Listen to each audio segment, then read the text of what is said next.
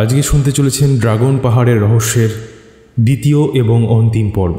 প্রথম পর্বের লিঙ্ক নিচে ডেসক্রিপশনে দেওয়া থাকলো। যখন জ্ঞান ফিরল, সারা শরীরে অসহ্য ব্যথা। ধীরে ধীরে চোখ মেলে তাকালাম। কোথায় শুয়ে আছি আমি? প্রায় অন্ধকার একটা বদ্ধ গুহা। মেঝে, দেয়াল সবকিছু পাথরের।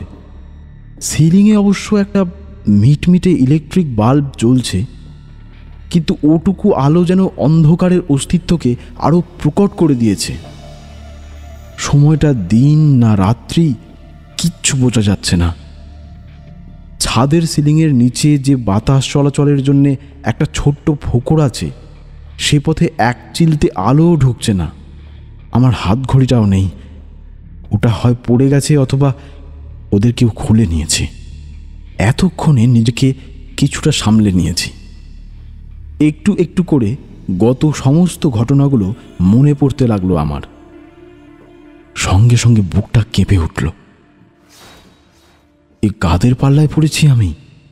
একটা একটা অস্ফুট যন্ত্রণাসূচক শব্দ কানে এলো। শব্দটা এই ঘর থেকেই শোনা গেছে। মাথাটা তুলে এদিক ওদিক তাকালাম। এটা আসলে ছোট্ট একটা গুহা, কিন্তু গুহা মুখ পাথর দিয়ে বন্ধ। গুহার এক কোণে একজন শুয়ে আছে না? হ্যাঁ, তাই তো। আমারই মতো কোনো এক হতভাগ্য নিশ্চয়। মাথাটা একটু তুলে চাপা গলায় বললাম, কে ওখানে? মানুষটা নড়ে উঠল। তারপর আমার চেয়েও চাপা কণ্ঠে বলল, চুপ, কথা বলিস না। ওরা টের পাবে গুহার বাইরেই পাহারা আছে। মেঘনাদ! আরেকটু হলেই আমি সবকিছু ভুলে আনন্দে প্রায় চিৎকার করে উঠতে যাচ্ছিলাম। মেঘনাদ তাহলে বেঁচে আছে? কিন্তু পর মুহূর্তেই নিজেকে সংযত করলাম। জীবন এখনো আমাদের ঘোর সংশয়াচ্ছন্ন। হাত পা বাঁধা এই অবস্থাতেই গড়িয়ে গড়িয়ে এগিয়ে গেলাম মেঘনাদের কাছে। মেঘনাদের কোমর আর পা জুড়ে ব্যান্ডেজ বাঁধা। মোটা প্যাড ও ডাইনোসরের কামড়ের হাত থেকে ওর শরীরের চামড়া সম্পূর্ণ বাঁচাতে পারেনি। মেঘনাদের কানের কাছে মুখ নিয়ে গিয়ে বললাম, কোথায় এসেছি আমরা বলতে পারিস? এরা কারা? সম্পূর্ণটা এখনো টের পাইনি, তবে সমস্ত ব্যাপারটাই অদ্ভুত রহস্যময়। হয়তো সে রহস্য জানতে আমাদের আর দেরি নেই। মেঘনাদ মৃত্যুর মুখোমুখি দাঁড়িয়েও রহস্যভেদের চিন্তা ছাড়তে পারেনি। আশ্চর্য মানুষ। যা হোক, বললাম, এখন সময়টা কি বলতে পারিস? আমি তো কিচ্ছু ঠাউর পাচ্ছি না। গভীর রাত্রি, মেঘনাদ জানালো। অর্থাৎ ক্যাপ্টেন সিং নিশ্চয়ই এতক্ষণে তার লোকজন নিয়ে রওনা দিয়েছেন ড্রাগন পাহাড়ের উদ্দেশ্যে। অবশ্য যদি না পাহাড়ি পথের গোলকধাঁধায় পথ হারিয়ে ফেলেন অথবা অন্য কোনো বিঘ্ন উপস্থিত হয়। হঠাৎ গুহামুখে শব্দ। সামনের ভারী পাথরটা সরে যাচ্ছে। ক্রমে প্রবেশপথ সম্পূর্ণ উন্মুক্ত হল।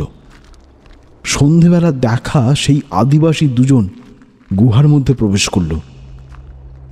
একজনের হাতে ট্রেতে খাবার প্লেট, অন্যজনের দুহাতে দুটি রিভলভার। আমাদের দিকেই তাক করা। প্লেটের খাবারের দিকে তাকিয়ে আশ্চর্য হয়ে গেলাম। ভাত, মাছ, তরকারি, ডাল, পুরোপুরি বাঙালি রান্না। আদিবাসীটার দিকে তাকিয়ে বললাম, এসব রান্না এখানে কে করলো? সে আমার বক্তব্য কিছু বুঝলো বলে মনে হলো না। দুর্বোধ্য ভাষায় কি যেন বলল, তা আমারও বোঝার বাইরে। আবার একটা কিছু বলতে যাচ্ছি, হঠাৎ গুহামুখ থেকে একটা ভারী কণ্ঠ শোনা গেল, শুধু ভাত তরকারি কেন, আপনাদের জন্য মোচার ঘন্ট, করলা, শুক্তো এসব আয়োজনও করতে পারি। হাজার হোক, আপনারা আমার অতিথি অর্ণববাবু। তারপর বেশ কিছুদিন আবার ঘর ছাড়া।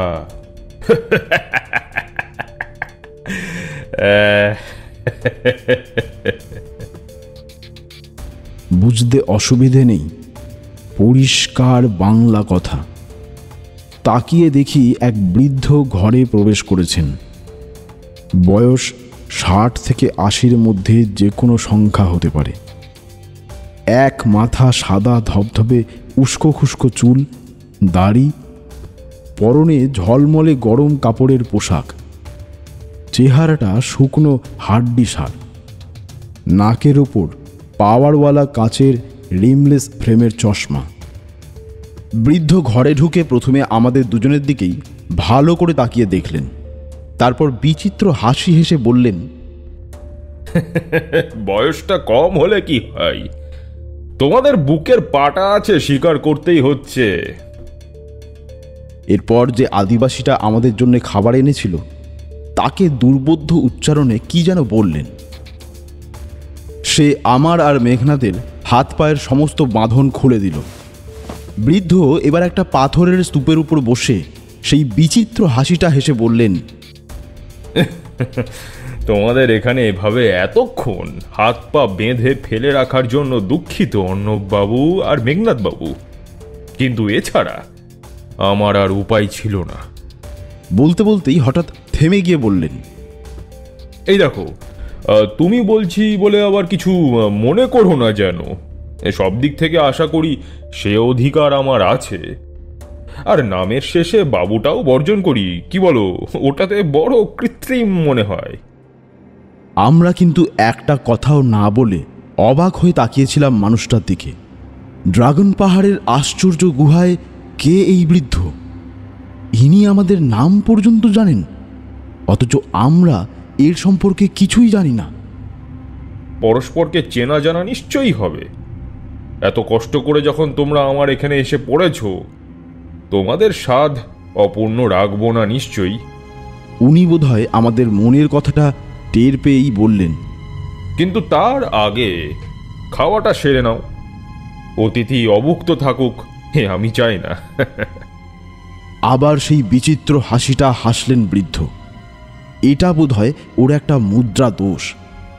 তবে পেটে যে আমাদের খিদের আগুন জ্বলছিল তা অস্বীকার করার নয়, আমার থেকেও বেশি মেঘনাদের। তাই দ্বিতীয়বার এ সম্পর্কে ভাবনার অবকাশ না রেখেই কয়েক মিনিটের মধ্যেই আমরা খাবার প্লেট সার্ভ করে ফেললাম। আমাদের খাওয়া শেষ হলে সেই আদিবাসী লোকটা এঁটো কাঁটা তুলে নিয়ে চলে গেল। তবে আর একজন কিন্তু একইভাবে দাঁড়িয়ে রয়েছে আমাদের দিকে সতর্ক চোখে, রিভলভার তাক করে। বৃদ্ধ বললেন, ও লোকটাকে দেখে অস্বস্তি বোধ করো না তোমরা। আমি না হুকুম করলে ও কিছুই করবে না তোমাদের। তবু ওকে রাখতে হয়েছে নিরাপত্তার জন্য। বুঝতেই পারছো, আমার এই জীর্ণ প্রাচীন শরীরটাকে কাবু করে ফেলা একটা ব্যাঙের পক্ষেও অসম্ভব। নিজের রসিকতাতেই নিজে হাসলেন বৃদ্ধ। আমরা নিঃশব্দে তাকিয়েছিলাম এই অদ্ভুত মানুষটার দিকে। মেঘনাদ, একটা কথা জানিয়ে দিই, তোমার পেট আর উরুর ক্ষতগুলো মারাত্মক কিছু নয়। আগে থেকে তুমি অবশ্য বুদ্ধি করে পোশাকের নিচে মোটা তুলোর প্যাড পরেছিলে, তবু ডায়নার যে কটা দাঁত তোমায় ছুঁয়ে গেছে তাতেই কিঞ্চিত রক্তপাত হয়েছে। কিন্তু আমি ওষুধ দিয়ে বেঁধে দিয়েছি। আমার ওষুধ কয়েক ঘন্টার মধ্যেই কাজ করে। কিন্তু আপনার পরিচয়টা কি জানতে পারি? কে আপনি? মেঘনাদ এতক্ষণে দেওয়ালে ঠেস দিয়ে উঠে বসেছে। চোয়াল দুটো ওর শক্ত হয়ে রয়েছে। কে আমি? আমার পরিচয় জানতে চাও? বৃদ্ধ এবার হেসে উঠলেন, কৌতুক ঝলমলে এক বিচিত্র হাসি। হ্যাঁ, সেটাই আমাদের সব থেকে আগে জানা প্রয়োজন। মেঘনাদের চোখ দুটো জ্বলছে। এতক্ষণে এটা জানতে পেরেছি আপনি একজন বাঙালি। এই পাহাড়ি গুহা, লোকজন, প্রাগৈতিহাসিক বিস্ময় ডাইনোসর, সিনকি উপত্যকার আদিবাসীদের ওঝা দেবীরানী, এরা সবাই আপনার নির্দেশে চালিত। সভ্য সমাজ থেকে অনেক দূরে ড্রাগন পাহাড়ে এক বিভীষিকার অন্তরালে আপনি লুকিয়ে আছেন, নিশ্চয়ই কোনো অসামাজিক উদ্দেশ্য নিয়ে। না, এত ভুল। এতক্ষণের প্রসন্ন মেজাজ হারিয়ে বৃদ্ধ হঠাৎ চিৎকার করে উঠলেন। উত্তেজনায় তার সারা শরীরটা কাঁপতে শুরু করেছে। সভ্য সমাজ বলতে তোমরা যা নির্দেশ করো সেটাই আসলে একটা বর্বর ব্যভিচারী স্থান। বৃদ্ধ অস্থির পদক্ষেপে বেশ কয়েকবার পায়চারি করলেন গুহার মধ্যে। তারপর একসময় থমকে দাঁড়িয়ে মেঘনাদের দিকে তাকিয়ে বললেন, আমার পরিচয় জানতে চাও? কিন্তু পরিচয় দিলেও তোমরা আজকের ছেলেরা কি চিনতে পারবে আমায়? আমি তো আজ হারিয়ে গেছি তোমাদের জগৎ থেকে, তোমাদের তথাকথিত সভ্য সমাজ থেকে। তবু পরিচয় জানাতে আমার বাধা নেই। তুমি যথার্থ অনুমান করেছ আমি বাঙালি। আমার আদি নিবাস কলকাতা। আমার নাম ডক্টর অরবিন্দ রায়চৌধুরী। স্মৃতির পৃষ্ঠাগুলো দ্রুত উল্টে যায়। কবে কবে কবে কোথায় যেন শুনেছি এ নাম, কিন্তু কিছুতেই মনে পড়ে না। মেঘনাদের কণ্ঠে চমক ভাঙল। ও বলছে, ডক্টর অরবিন্দ রায়চৌধুরী মানে কি সেই বিতর্কিত বিজ্ঞানী? একটা পুরনো জার্নালে দেখেছি আজ থেকে প্রায় ৩৫ বছর আগে প্রচণ্ড হইচই বিতর্ক সৃষ্টি করেছিল যার গবেষণা। মুহূর্তে উজ্জ্বল হয়ে উঠল বৃদ্ধের চোখ দুটি। আরও একটু কাছে এগিয়ে এসে আমাদের দিকে ঝুঁকে পড়ে বললেন, ঠিকই বলেছ, আমি সেই বিজ্ঞানী ডক্টর অরবিন্দ রায়চৌধুরী। কিছুক্ষণ আমরা কেউ কোনো কথা বললাম না। তারপর আবার মেঘনাদি বলল, কিন্তু সভ্য জগতের বাইরে পৃথিবী থেকে বিচ্ছিন্ন হয়ে এখানে কি উদ্দেশ্য সাধন করে চলেছেন আপনি? আদিবাসী ওঝা দেবী রানীর সঙ্গেই বা আপনার সম্পর্ক কি? যতদূর জেনেছি তিনি একজন শিক্ষিতা বাঙালি ঘরের মহিলা। তবে কেন তিনি জঙ্গলি আদিবাসীদের তন্ত্র মন্ত্র কুসংস্কারের মধ্যে নিজেকে জড়িয়ে রেখেছেন বছরের পর বছর? আর আদিবাসীদের জীবন্ত দেবতা ওই প্রাগৈতিহাসিক পৃথিবীর ডাইনোসরটা আজও ওটা পৃথিবীতে চড়ে বেড়াচ্ছে কিভাবে? শুধু তাই নয়, সে একটা পোষা কুকুরের মতো আপনাদের বশ মেনেছে। আর প্রতি বছর বৈশাখী পূর্ণিমা রাতে আদিবাসীদের গ্রাম থেকে একটি করে আদিবাসী যুবককে মুখে করে নিয়ে আসছে ড্রাগন পাহাড়ে আপনার আস্তানায়। এরই বা মূল রহস্য কোথায়? একসঙ্গে অনেকগুলো প্রশ্ন নামতার মতো আওড়া গেছে মেঘনাদ। প্রশ্নগুলো আমার বুকেও পাথরের মতো ভারী হয়ে বসেছিল। এতক্ষণে শুধু এটুকু আমরা জেনেছি, ড্রাগন পাহাড়ের সকল রহস্যের মূল চাবিকাঠি এই বৃদ্ধ বিজ্ঞানীর হাতেই। কিন্তু কিন্তু এ কোন খেলায় মেতে আছেন তিনি?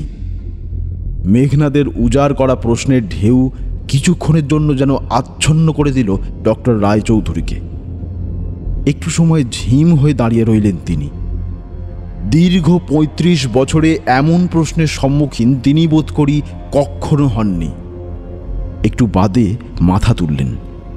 তারপর মেঘনাদের দিকে তাকিয়ে বললেন, তোমার সব প্রশ্নের উত্তর আমি দেব, তবে আজ নয়। আজকের রাতটা বিশ্রাম করো তোমরা। আগামীকাল তোমাদের সমস্ত কৌতূহল মিটিয়ে দেব, কথা দিলাম। আর দ্বিতীয় কোনো বাক্য ব্যয় না করে ডক্টর রায়চৌধুরী গুহাঘর ছেড়ে বেরিয়ে গেলেন, সঙ্গে সেই রিভলভারধারী পাহারাদারটা। সশব্দে বন্ধ হয়ে গেল গুহার দরজা। গুহার মধ্যে আমরা দুজন মুখোমুখি, মেঘনাদ আর আমি। মেঘনাদকে বললাম, কিছু বুঝতে পারলি? কিছুটা। বাকিটুকুর জন্য আমাদের আগামীকাল পর্যন্ত অপেক্ষা করতেই হবে। বললাম, তোর আয়ুর জোর আছে। যে অবস্থায় এসেছিলি এত চটপট আঘাত সামলে উঠে বসা সম্ভব ছিল না। রাখে হরি, মারে কে? মেঘনাদ হাসল। তাছাড়া চিন্তা করে দেখলাম, এত দূর এত কষ্ট করে আসার পর রহস্যের সম্পূর্ণ মীমাংসা না করে বেঁচে থাকার কোনো মানেই হয় না। মৃত্যু তো প্রতিটি মানুষের জীবনেই অবশ্যম্ভাবী, কিন্তু মৃত্যুর বিনিময়ে কতটুকু অর্জন করতে পারি আমরা? আমি আশ্চর্য হয়ে ভাবছিলাম, মনটা কি ওর সত্যি সিনকি উপত্যকার শক্ত পাথরের মতো তৈরি? প্রসঙ্গ পাল্টে বললাম, আচ্ছা, ডাইনোসরের মুখ থেকে ছাড়া পাবার পর কি দেখলি বল? তখন আমি অজ্ঞান, অচৈতন্য, কিছুই টের পাইনি।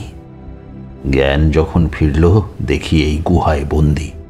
শরীরে বেশ কয়েকটা ক্ষত, ব্যান্ডেজ জড়ানো, মাঝে মাঝে যন্ত্রণাও হচ্ছে। কিন্তু তোর কি অভিজ্ঞতা হলো শুনি? মেঘনাথকে সবকিছুই খুলে বললাম।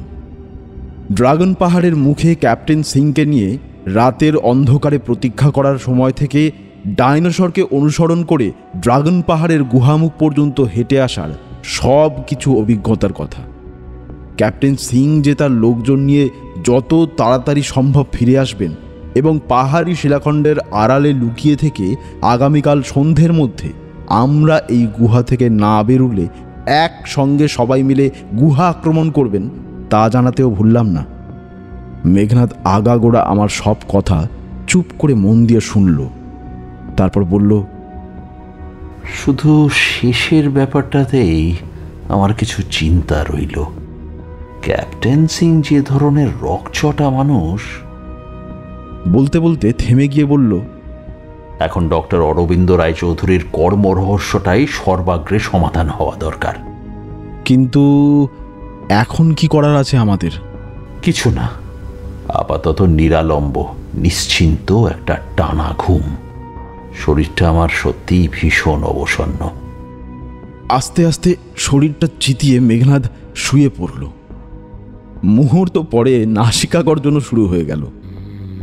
সে গর্জন ড্রাগন পাহাড়ের ডাইনোসরের ডাকের থেকেও কোনো অংশে কম ভয়ঙ্কর নয়।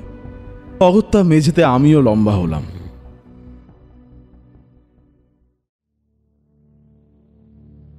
পরদিন ঘুম ভাঙল বেশ বেলায়। গুহার ওপর দিকে যে ফোকরটা আছে সেখান দিয়ে সূর্যের আলো এসে ঘরে লুটিয়ে পড়েছে। ঘুম ভেঙে উঠে দেখি মেঘনাদও ইতিমধ্যে উঠে বসেছে। কি যেন ভাবছে আপন মনে। আমায় উঠে বসতে দেখে মেঘনাদ বলল, ঘুম ভাঙল শেষ পর্যন্ত? আয়, আগে ব্রেকফাস্টের সদ্গতি করে নি। পাথরের ঢিবিটার ওপর দুজনের জন্য ব্রেকফাস্ট সাজানো রয়েছে। টোস্ট, ডিম সেদ্ধ, চা, সেই সঙ্গে একগুচ্ছ আঙুর। কখন এসে ওরা এখানে রেখে গেছে কে জানে, কিন্তু পটে চা বেশ গরম রয়েছে। বিনা বাক্য ব্যয়ে ব্রেকফাস্ট সেরে নিলাম। সশব্দে গুহার দরজাটা আবার খুলে গেল। প্রবেশ করল গতকালের সেই গুন্ডা আকৃতির আদিবাসী লোকটা। দরজার কাছেও একজন দাঁড়িয়ে আছে দেখলাম। যথারীতি তার হাতেও উদ্যত রিভলভার। প্রথম লোকটির হাতে দুটি তোয়ালে। দুর্বোধ্য ভাষায় কি যেন বলল সে। মনে হলো সে আমাদের বাইরে যেতে বলছে। সেই লোকটি আমাদের প্রাতকৃত্যের সব ব্যবস্থা করে দিল। বুঝলাম সব কিছুই ডক্টর রায়চৌধুরীর নির্দেশেই হয়ে চলেছে এবং তার আতিথ্যের কোনো ত্রুটি নেই। কিন্তু সারা সকালের মধ্যেও আমরা একবার ডক্টর রায়চৌধুরীর সাক্ষাৎ পেলাম না। অবশ্য এজন্য সময় মতো কোনো কিছু পেতে আমাদের অসুবিধে হয়নি। এমনকি দুপুরের ভোজন পর্বটিও বেশ সুষ্ঠুভাবেই সমাধা হয়েছে আমাদের। একেবারে বাঙালি মতে রান্না। আমার তো মনে হচ্ছিল বেশ তোফা আছি। খাওয়া দাওয়ার পর দুপুরে একটু তন্দ্রা মতো এসেছিল। হঠাৎ সেই পরিচিত শব্দে উঠে বসলাম। গুহার দরজা খুলে সেদিনের সেই প্রথম লোকটি প্রবেশ করেছে। আমাদের কি যেন ইঙ্গিত করল ও, ঠিক বুঝতে পারলাম না আমি। কিন্তু মেঘনাথ উঠে দাঁড়িয়ে বলল, অর্ণব চল, আমাদের যেতে হবে। ডক্টর রায়চৌধুরী আমাদের তলব পাঠিয়েছেন। মেঘনাথ এখন প্রায় সুস্থ, বেশ ভালোভাবেই হাঁটাচলা করতে পারছে। ডক্টর রায়চৌধুরীর ওষুধ ম্যাজিকের মতোই কাজ করেছে। লোকটির পিছু পিছু আমরা দুজনে হেঁটে চললাম। পিছনে আর একজন রিভলভারধারী ছায়ার মতো অনুসরণ করে চলেছে। হাঁটতে হাঁটতেই বুঝতে পারছিলাম গুহাটা বিশাল। মূল গুহাপথ থেকে অনেক শাখা প্রশাখা ছড়িয়ে রয়েছে বিভিন্ন অংশে। মাঝে মাঝে আশেপাশে কয়েকটি গুহা ঘর। মনে হলো এক প্রাচীন প্রাকৃতিক গুহাকে বেশ নিপুণভাবেই প্রয়োজনীয় রূপ দেওয়া হয়েছে। মাঝে মাঝে কিছু কিছু খোদাইয়ের কাজও রয়েছে। গুহার একেবারে ভেতরে সূর্যের আলো ঢোকে না, কিন্তু ফ্লুরোসেন্ট বাল্বের তীব্র আলো সমস্ত অন্ধকার দূর করে দিয়েছে। পাওয়ার স্টেশনের এক নাগাড়ে ঘর ঘর শব্দ। মনে হয় কাছেই কোথাও জেনারেটরে বিদ্যুৎ উৎপাদন হচ্ছে।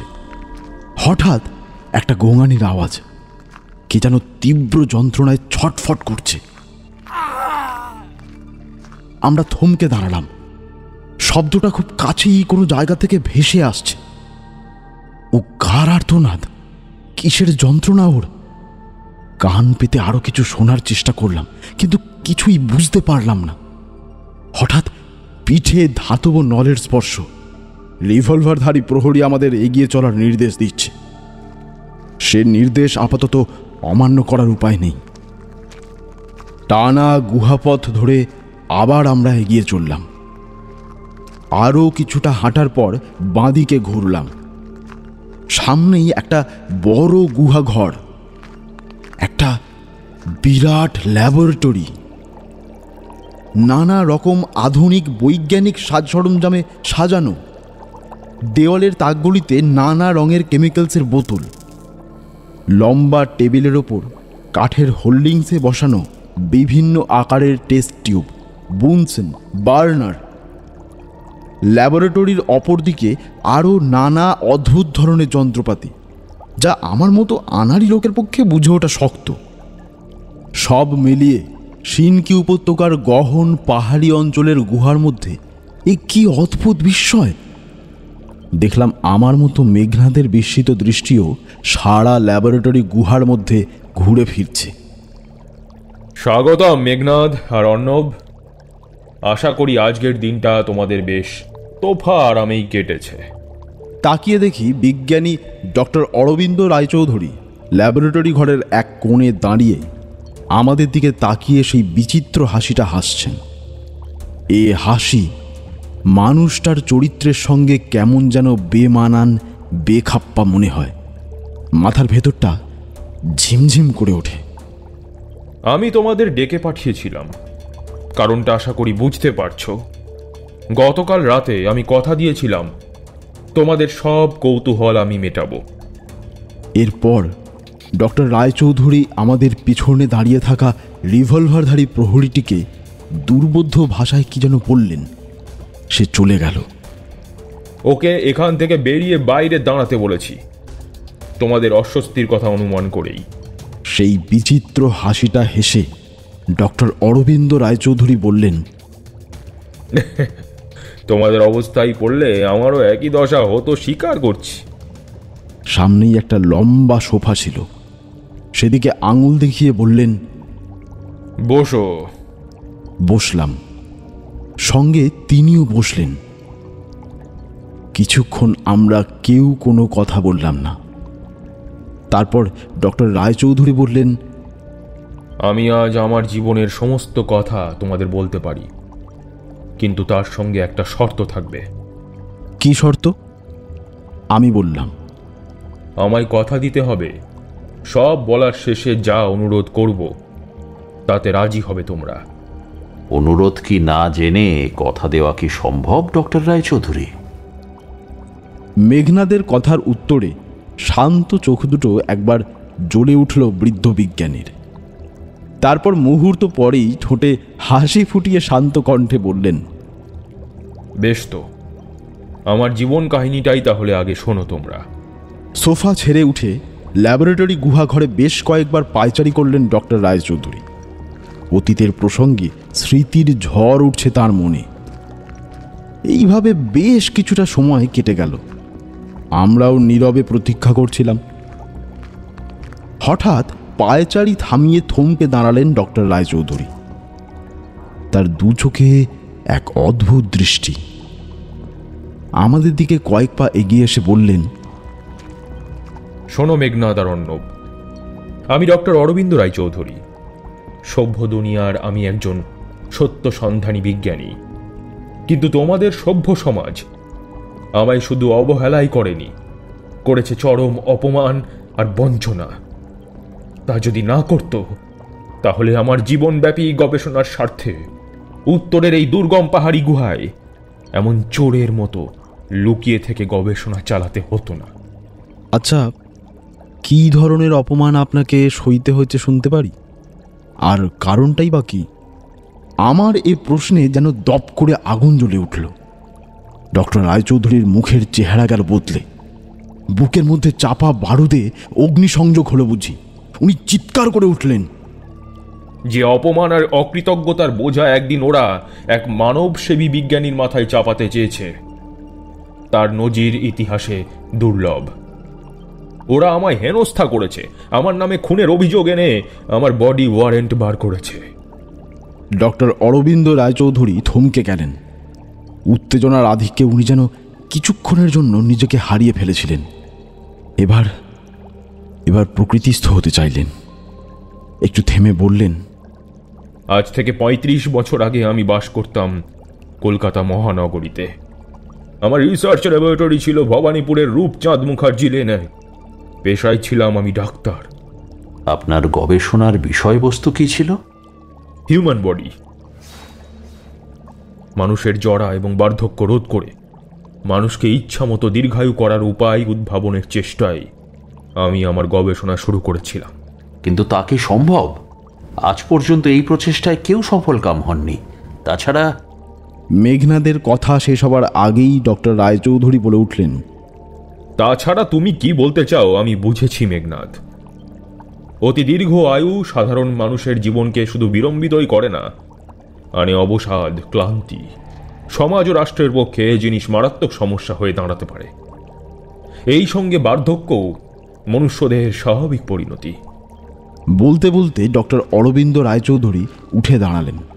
ল্যাবরেটরি গুহার শেষ প্রান্ত পর্যন্ত হেঁটে গিয়ে ফিরে এসে বললেন, কিন্তু মানব সভ্যতা এবং সামাজিক কল্যাণের প্রয়োজনে কোনো কোনো বিশেষ মানুষকে এই পৃথিবীর বাতাসে আরও কিছু বেশি বছর সতেজ যৌবনদেহী করে বাঁচিয়ে রাখতে পারলে এই পৃথিবী অর্জন করতে পারে আরও কিছু সুফল।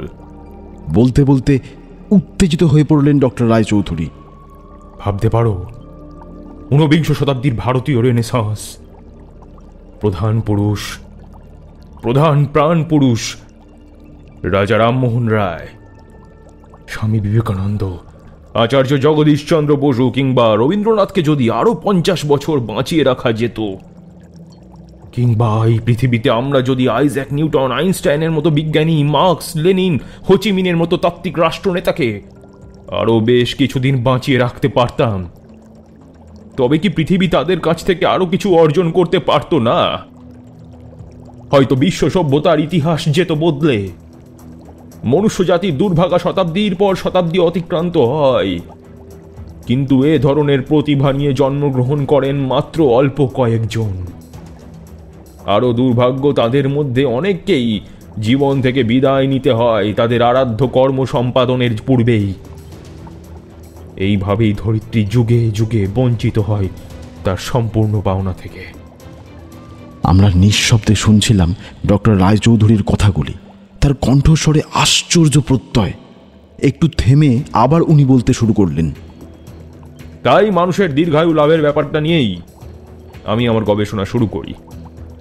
আমি আমার গবেষণার খুঁটিনাটি তথ্যগুলো তোমাদের কাছে প্রকাশ করতে রাজি নই, তবে এ ব্যাপারে প্রধান যে বিষয়টা আমি বেছে নিয়েছি তা হলো মানুষকে দীর্ঘায়ু করার জন্য সর্বাগ্রে দরকার মানুষের শরীরের ক্ষয় অথবা বার্ধক্যকে জয় করা। একজন যৌবন, চঞ্চল, সতেজ, সবল মানুষ অনেক বেশি আয়ু অধিকারী হতে পারে। কিন্তু বিজ্ঞানসম্মত পন্থায় মানুষের বার্ধক্য জয় করা কি সম্ভব? মেঘনাদ আবার তার সংশয় প্রকাশ করে। অবশ্যই সম্ভব। উত্তেজনার আধিক্যে চোখ দুটো উজ্জ্বল হয়ে উঠেছে ডক্টর রায়চৌধুরীর। তিনি বলে চলেন, মানুষের বার্ধক্যের মূল কারণটা জানলেই আমরা কিন্তু আমাদের লক্ষ্যের পথে অগ্রসর হতে পারি। বিভিন্ন বিজ্ঞানী এ বিষয়ে নানা তত্ত্বের অবতারণা করলেও আমি মূলত গবেষণার মাধ্যমে যা জেনেছি তা হল লক্ষ লক্ষ জিন দিয়ে তৈরি এক একটি ক্রোমোজোম, যে ক্রোমোজোম দিয়ে দেহকোষ গঠিত। আসলে এই জিনগুলিই হলো সমস্ত শারীরবৃত্তীয় ঘটনার নিয়ন্ত্রক। জন্মের পর থেকেই এরা পর্যায়ক্রমে বিভিন্ন অবস্থার মধ্যে দিয়ে জীবনকে চালিত করে সমাপ্তির দিকে ঠেলে দেয়। কিন্তু বয়স বাড়ার সঙ্গে সঙ্গে এদের অবস্থা দাঁড়ায় ছাপাখানার পুরনো ব্লকের মতো। ক্রমান্বয়ে একই ব্লকে ছাপতে ছাপতে ব্লকটি যেমন ক্ষয়ে আসে, ঠিক তেমনই ক্রমান্বয়ে শারীরবৃত্তীয় কাজ করতে করতে জীবকোষের জিনের অবস্থাও দাঁড়ায় ছাপাখানার ছবির ব্লকটির মতো। বয়স বাড়ার সঙ্গে সঙ্গে দেহকোষের জিনের বৈকলব্য ঘটে। তখন তৈরি করতে থাকে এক ধরনের এনজাইম বা বিপাকীয় যৌগ, যাদের তৈরি নানা ধরনের অনাকাঙ্ক্ষিত প্রোটিন শারীরবৃত্তীয় ঘটনাকে ব্যাহত করে। তখনই শুরু হয় শরীরের ক্ষয়, ত্বরান্বিত হয় বার্ধক্য বা জরা। এই পর্যন্ত বলে বোধহয় একটু দম নিলেন ডক্টর রায়চৌধুরী। তারপর ধীর গম্ভীর স্বরে শেষটুকু যোগ করলেন, আমার গবেষণা মানুষের দেহকোষের ক্রোমোজোমের প্রাণ জিনের রহস্য ভেদ করে তাকে আরও দীর্ঘস্থায়ী সতেজ করে মানুষের আয়ুকেও কার্যকরী বৃদ্ধি করা। এতে শুধু যে মানুষ আয়ু এবং যৌবনই ফিরে পেতে পারে তা নয়, আমার গবেষণার সাফল্যে রোধ হতে পারে মানুষের শরীরের অধিকাংশ রোগ এবং ব্যাধি। এই স্বপ্ন নিয়েই আমি আমার গবেষণা শুরু করেছিলাম আজ থেকে ৩৫ বছর আগে।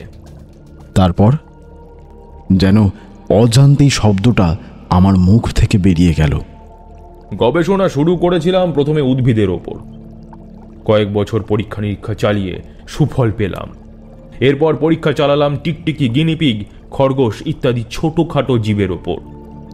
তারপর একদিন মনে হলো এবার কোনো মানুষের শরীরে আমার এই এক্সপেরিমেন্টটা চালানো দরকার। এই পর্যন্ত বলে একটু থামলেন ডক্টর রায়চৌধুরী। তারপর আবার বলতে শুরু করলেন, ছোটখাটো জীবের ক্ষেত্রে যেটা সম্ভব হয়েছে, মানুষের ক্ষেত্রে তা অত সহজ নয়। মানুষের শরীর আরও সূক্ষ্ম এবং জটিল কলকবজায় ভরা। তবু দুঃসাহসে বুক বেঁধে মানুষের ওপর পরীক্ষা শুরু করার পরিকল্পনা নিলাম। কিন্তু এ পরীক্ষার জন্য প্রয়োজন যে সুস্থ সবল মানুষ, তা কোথায় পাব? উদ্দেশ্য যতই মহৎ হোক, নিজের জীবনকে অনিশ্চয়তার মুখে ঠেলে দিয়ে কজন এগিয়ে আসে এই সব বৈজ্ঞানিক পরীক্ষায় নিজেকে উৎসর্গ করতে? কিন্তু তবু এগিয়ে এলো একজন, আমারই রিসার্চ অ্যাসিস্ট্যান্ট শুভাশিস রায়। আমার কোনো আপত্তিতেই সে কোনো কান দিল না। স্ত্রী তার আগেই মারা গেছে, সংসারে আছে তার একটি মাত্র মেয়ে, আর আছে কিছু সম্পত্তি। আমায় দেবতার মতো ভক্তি করত শুভাশিস। তার দৃঢ় ধারণা ছিল আমার এক্সপেরিমেন্ট ব্যর্থ হতে পারে না।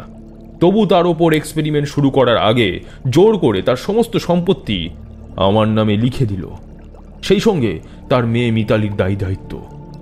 সেই পরীক্ষা কি আপনার সফল হয়েছিল? আমি প্রশ্ন করি। না। একটা দীর্ঘশ্বাস ফেললেন ডক্টর রায়চৌধুরী।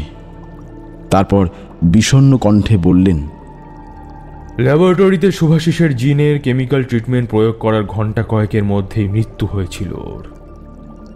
যে ছিল পৃথিবীতে আমার সব থেকে আপনজন, দীর্ঘ 10 বছর গবেষণায় যে ছিল আমার সর্বক্ষণের সঙ্গী, যে তার যথা সর্বস্ব এবং নিজের জীবনটাকেও দান করে গেল আমার গবেষণার কাজে, আমার সেই সঙ্গী। বলতে বলতে অশ্রুরুদ্ধ হয়ে এলো ডক্টর রায়চৌধুরীর কণ্ঠস্বর। কিছুক্ষণ চুপ করে মাথা নিচু করে দাঁড়িয়ে থেকে সম্ভবত নিজেকে সামলাবার চেষ্টাই করতে লাগলেন। তারপর আমি নীরবতা ভাঙলাম। এক্সপেরিমেন্ট কিন্তু আমি বন্ধ করলাম না। সেই মুহূর্তে এক্সপেরিমেন্ট বন্ধ করার অর্থ শুভাশিসের আত্মবলিদান ব্যর্থ হয়ে যাওয়া। তাছাড়া কেনই বা বন্ধ করব আমার গবেষণা? আমি জানতাম আমার থিওরি নির্ভুল, গলদ যেটুকু তা প্রয়োগ পদ্ধতিতে। সফল একদিন আমি হবই, সুতরাং এই পরীক্ষা আমায় চালিয়ে যেতে হবে। কিন্তু কার ওপর প্রয়োগ করব আমার কেমিক্যাল ট্রিটমেন্ট? মানুষ কোথায়? শুভাশিসের মতো আর কে এগিয়ে আসবে নিজের জীবনের বিনিময়ে বিজ্ঞানের ভবিষ্যৎ অগ্রগতির স্বার্থে? কেউ রাজি হলো না।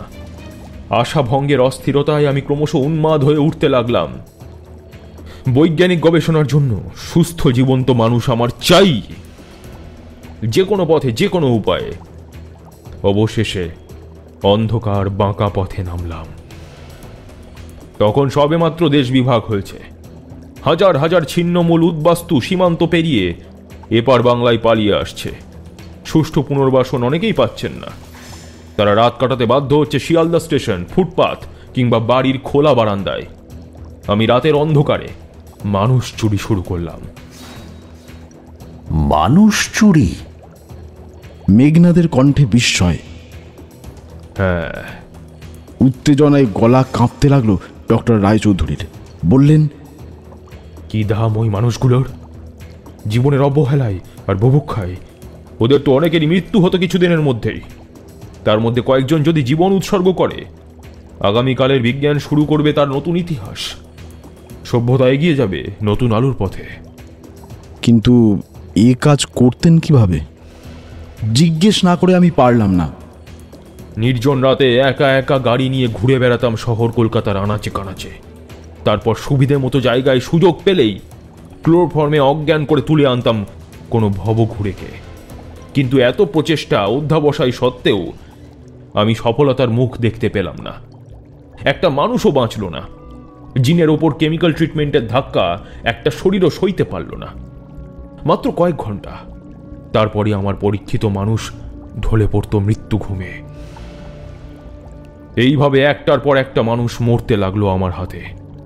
বুঝলাম, আমার গবেষণা এবং তত্ত্বের মধ্যে নিশ্চয়ই কোনো মারাত্মক ত্রুটি রয়ে গিয়েছে। সেটি আবিষ্কার না করতে পারা পর্যন্ত চালাতে হবে আরও পর্যবেক্ষণ এবং পরীক্ষা কার্য। এজন্য প্রয়োজন আরও মনুষ্য দেহ। এক্সপেরিমেন্ট আমার বন্ধ হলো না, কিন্তু বাধা এলো অন্য জায়গা থেকে, মারাত্মক বাধা। রাতের আধারে কলকাতার ফুটপাত থেকে একটার পর একটা মানুষ নিখোঁজ হয়ে যাবার ঘটনায় পুলিশের টনক নড়েছিল আগেই। এরপর গোয়েন্দা লাগলো আমার পেছনে। প্রায় ধরা পড়ে যাওয়ার অবস্থায় পৌঁছলাম। আমি বুঝেছিলাম, ধরা যদি পড়ি আইন আমাকে রেহাই দেবে না। উদ্দেশ্য আমার যতই মহৎ হোক, সভ্য মানুষের বিচারশালা আমায় অভিযুক্ত করবে বহু হত্যাকাণ্ডের অপরাধে। শাস্তি অবধারিত, মৃত্যুদণ্ড। বলতে বলতে সাপদের মতো জ্বলে উঠল ডক্টর অরবিন্দ রায়চৌধুরীর চক্ষু দুটি। তীব্র কণ্ঠে বলতে লাগলেন, এই হলো মানুষের সভ্যতার বিচারদণ্ড। অথচ ওপরতলার কিছু মানুষের সংকীর্ণ স্বার্থসিদ্ধির প্রয়োজনে ভণ্ডামি আর মিথ্যা আদর্শের যুপকাষ্ঠে প্রতিনিয়ত বলি দেওয়া হয় হাজার হাজার নিরীহ সরল দেশবাসীকে। তার তো কোনো বিচার হয় না। এদের শাস্তি দেওয়ার জন্য কোনো বিচারালয়ও বোধ হয় তৈরি হয়নি এখনো। কিন্তু সেই অনুপাতে কি এমন অপরাধ করেছিলাম আমি? বিজ্ঞান গবেষণার স্বার্থে কয়েকটি প্রাণ শুধুমাত্র উৎসর্গীকৃত হয়েছে, যাদের জীবনের দাম আগেই নির্ধারিত হয়ে গিয়েছিল শূন্যে। তিলে তিলে মৃত্যু ছাড়া আর কোনো পথই খোলা ছিল না সেই সব হতভাগ্যদের সামনে। অত্যন্ত উত্তেজিত হয়ে পড়েছেন ডক্টর রায়চৌধুরী। মেঘনাদ আসল প্রসঙ্গের খেই ধরিয়ে দিতে চাইল। তারপর কি করলেন আপনি? কলকাতা ছেড়ে পালালাম। গোপনে সমস্ত সম্পত্তি বিক্রি করে শুধুমাত্র ল্যাবরেটরির কয়েকটা অতি প্রয়োজনীয় সামগ্রী এবং শুভাশিসের মেয়ে মিতালিকে সঙ্গে নিয়ে সর্বপ্রথম গিয়ে উঠলাম এলাহাবাদে। আমার এক পুরনো সতীর্থ ওখানকার কলেজে অধ্যাপনা করত। মিতালিকে ওর কাছে রেখে এবার আমি বেরিয়ে পড়লাম সম্পূর্ণ একা। নিশ্চয়ই সাধু সন্ন্যাসী হবার কোনো পরিকল্পনা সেই মুহূর্তে আপনার মাথায় আসেনি? মেঘনাদের কথার মধ্যে প্রচ্ছন্ন শ্লেষ চাপা রইল না। সেটুকু গায়ে মাখলেন না ডক্টর রায়চৌধুরী। উনি বলে চললেন, সাময়িক এক হতাশা যে মনকে আচ্ছন্ন করেনি তা বলতে পারি না, কিন্তু সেটুকু কাটাতে দেরি হলো না। দেশের অনেক জায়গায় ঘুরলাম, দেখলাম কত মানুষ আর প্রকৃতি। ভিন্ন ভিন্ন মানুষের ভিন্ন ভিন্ন রীতিনীতি। বাইরের পোশাক, ভাষা আর আচরণে যত ভেদই থাকুক, মানুষের অন্তঃপ্রকৃতি কিন্তু সর্বদাই এক। 6 রিপুর প্রাবল্য কিংবা স্নেহপ্রীতির নিগড়ে বাঁধা। উত্তর থেকে দক্ষিণ, পূর্ব থেকে পশ্চিম, পাহাড় কিংবা সমতল, সর্বত্রই একই ধারা বয়ে চলেছে। এইভাবে ঘুরতে ঘুরতে এসে পৌঁছলাম হিমাচল প্রদেশে। এর উত্তরেই আছে গিরিরাজ হিমালয়। দেবদত্তা হিমালয় ছেলেবেলা থেকেই আমায় আকর্ষণ করত। এর শান্ত গম্ভীর রূপ আমার প্রাণে ছুঁয়ে দিত এক আশ্চর্য অতীন্দ্রিয় অনুভূতির পরশ। কিন্তু মন চাইলেও কখনো এই ভাবরাজ্যে পদক্ষেপের অবসর মেলেনি। এতদিনে সেই সুযোগ মিলল। হিমালয়ের পাহাড়ি উপত্যকায় গুহায় অন্দরে ঘুরে বেড়াতে লাগলাম দিনের পর দিন। এক অদ্ভুত নেশাই পেয়ে বসলো আমায়। এখানকার আদিম অধিবাসীদের বিচিত্র জীবন, ধর্মবিশ্বাস, সংস্কার মনে বিস্ময় সৃষ্টি করত। নানা উপজাতি ট্রাইব ছড়িয়ে আছে এই পাহাড়ি অঞ্চলে। এদের আচার আচরণে আদিম সরলতা, বিশ্বাস আর চিন্তা জগতে পুরনো ধ্যান ধারণা। বর্তমান সভ্যতার কলুষ থেকেও এরা মুক্ত, তাই আজকের অহংকার এবং ভণ্ডামি এদের স্পর্শ করতে পারেনি। এই সময়ই আমি আবিষ্কার করলাম এক অত্যাশ্চর্য জিনিস। তুষার ধবল হিমালয় পর্বতের অনেকটা উঁচুতে উঠেছিলাম হিমালয়ের আশ্চর্যরূপ উপলব্ধির জন্য। কিছুদিন ভ্রমণের মধ্যে দিয়ে মনের হতাশা আর ক্লান্তি তখন অনেকটাই বিদূরিত।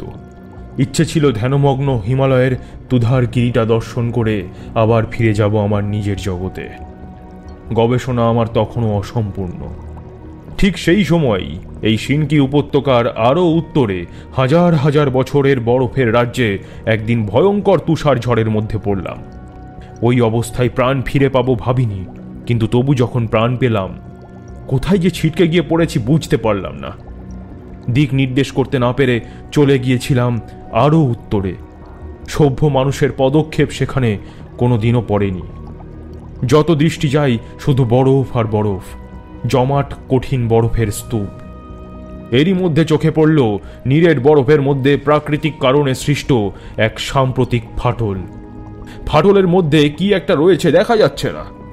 কৌতূহলী হয়ে এগিয়ে গিয়ে লক্ষ্য করলাম অদ্ভুত আকৃতির একটা ডিম। আমি আশ্চর্য হয়ে থমকে দাঁড়ালাম। হিমালয়ের এই বরফ রাজ্য সম্পূর্ণভাবে কোনো জীব বা উদ্ভিদহীন, তাহলে এই ডিম এলো কোথা থেকে? ডিমের গঠন কিংবা আকারও আমার চেনা জানা অথবা জ্ঞানের আওতার কোনো পাখি কিংবা সরীসৃপের বলে মনে হলো না। পাংশুটে রঙের ডিমটা আকারে একটা বড় হাঁসের ডিমের চেয়ে অন্তত 50 গুণ বড়। ডিম নিয়ে নেমে এলাম শিনকি উপত্যকায়।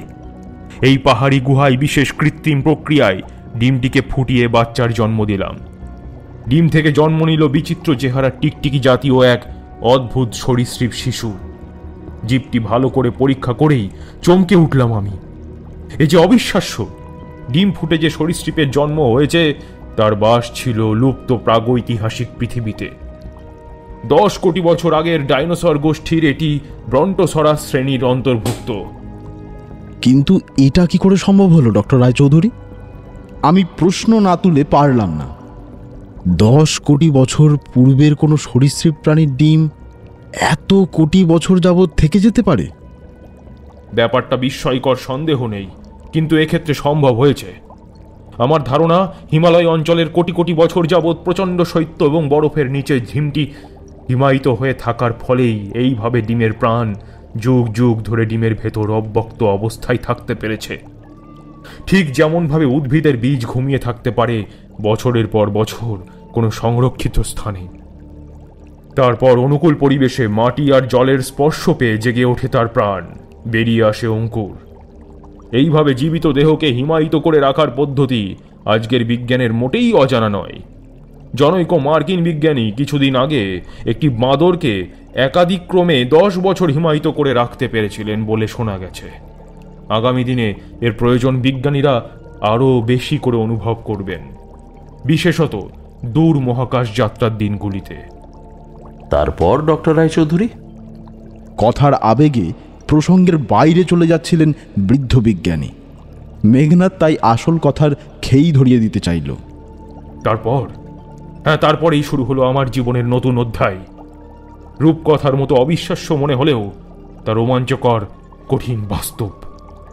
বিজ্ঞানী অরবিন্দ রায়চৌধুরী আবার তার সোফা থেকে উঠে দাঁড়ালেন। তারপর সেই দীর্ঘ ল্যাবরেটরি গুহার অপর প্রান্ত পর্যন্ত হেঁটে গিয়ে ফিরে এসে দাঁড়ালেন আমাদের মুখোমুখি। কিছুক্ষণ জলজলে চোখে তাকিয়ে থেকে ফিসফিস করে বললেন, সভ্য পৃথিবীর তথাকথিত সভ্য মানুষদের মধ্যে একমাত্র তোমরাই জানবে সেই রোমাঞ্চকর আশ্চর্য সত্য, যা আজ পর্যন্ত কেউ কল্পনাও করতে পারেনি।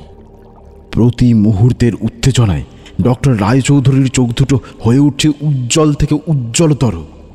এক অস্বস্তিকর নীরবতা আমাদের চেতনায় অস্থির তরঙ্গ ছড়াচ্ছিল। এই অস্থিরতার আর এক নাম দুরন্ত কৌতূহল। এই সময়েই পরিকল্পনাটা আমার মাথায় এসেছিল। ডক্টর রায়চৌধুরীর এই আচমকা শুরু করাটা আমার কাছে মোটেই সহজবোধ্য হলো না। বললাম, কিসের পরিকল্পনার কথা বলছেন আপনি? আমার প্রশ্নের সরাসরি উত্তর এড়িয়ে গিয়ে ডক্টর রায়চৌধুরী বলতে লাগলেন, সর্বপ্রথম আমার কাজ হলো শিনকিগিরি উপত্যকার উত্তরে দুর্ভেদ্য পাহাড়ি অঞ্চলে এই দুর্গম পাহাড়ের বিশাল গুহাটার মধ্যে আমার গবেষণাগার তৈরি করা। অত্যাধুনিক এবং প্রয়োজনীয় সব রকম সাজ সরঞ্জামে স্বয়ংসম্পূর্ণ হলো আমার ল্যাবরেটরি। সেই সঙ্গে গুহাপথটিকেও ভেতরে আরও সম্প্রসারিত এবং কাজের উপযোগী করে তুললাম। শিশু ডাইনোসরটা তখন সবেমাত্র হাঁটতে শিখেছে। আমার বিশেষ বৈজ্ঞানিক পদ্ধতি প্রয়োগে ওর বুদ্ধি হতে শুরু করলো দ্রুততর। বছর খানেকের মধ্যেই ডাইনোসর তার পূর্ণ অবয়ব লাভ করল। তারপর মিতালিকে নিয়ে এলাম এলাহাবাদ থেকে। ওর তখন বয়স মাত্র 15। ডাইনোসরটাকে মিতালি পোষ মানিয়ে ফেলল। মেয়েটি ভারী বুদ্ধিমতী আর সাহসী। এদের সাহায্যে আমি আবার শুরু করলাম আমার অসম্পূর্ণ গবেষণা। ডক্টর রায়চৌধুরী একটু থামলেন। দুর্বোধ্যতার কুয়াশা তখন একটু একটু করে আমার মন থেকে সরে যেতে শুরু করেছে। বিজ্ঞানী রায়চৌধুরীর পরিকল্পনার রূপরেখা এখন আমার কাছে স্পষ্টতর। তবু কাহিনীর সবটাই ডক্টর রায়চৌধুরীর মুখ থেকে শুনতে চাই। তাই বললাম, কিভাবে এটা সম্ভব হলো? শিনকি উপত্যকার পাহাড়ি আদিবাসীরা আমায় দীর্ঘ 30 বছর গবেষণার জন্য প্রয়োজনীয় মানুষ জুগিয়েছে। অজান্তেই শিউরে উঠলাম। ডক্টর রায়চৌধুরী অক্লেশে যেভাবে কথাটা বলতে পারলেন, তার অর্থ, বিষয়টার ভয়াবহতা উপলব্ধি করার ক্ষমতা উনি হারিয়েছেন। মানুষ কি কখনো যথেচ্ছভাবে ল্যাবরেটরির গিনিপিগ হতে পারে?